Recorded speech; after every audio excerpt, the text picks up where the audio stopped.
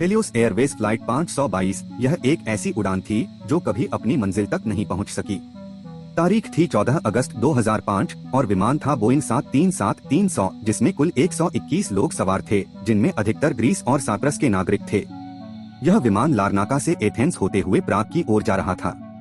इस विमान को उड़ाने वाले कप्तान का नाम था हांस यूर्गन मर्टेंस, जो एक जर्मन पायलट थे और उनके पास 16,000 घंटों से भी अधिक का उड़ान अनुभव था। उनके साथ को पायलट थे पाम्बोस चिप्रियानोव, जो खुद काफी प्रशिक्षित थे। मौसम एकदम साफ था और सभी तकनीकी मापदंड सामान्य थे। विमान ने स्थानीय समय अनुसार सुबह 9 बजे उड़ान भरी। टेक के कुछ ही समय बाद विमान 40,000 फीट की ऊंचाई तक पहुंच गया और फिर एक अजीब सी खामोशी छा गई।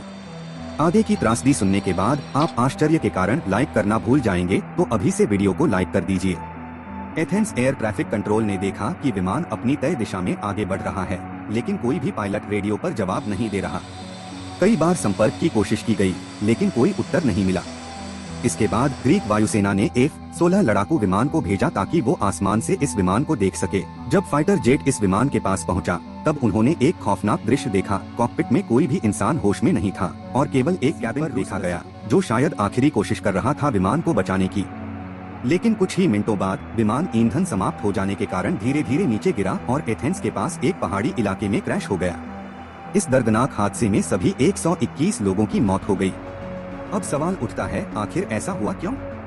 जांच में स्टेबलाइजेशन सिस्टम मैनुअल मोड पर था, जबकि उसे ऑटोमेटिक मोड पर होना चाहिए था। दरअसल कुछ दिन पहले विमान की मेंटेनेंस के दौरान एक ग्राउंड इंजीनियर ने सिस्टम की जांच करते हुए प्रेशर स्विच को मैनुअल पर रखा था।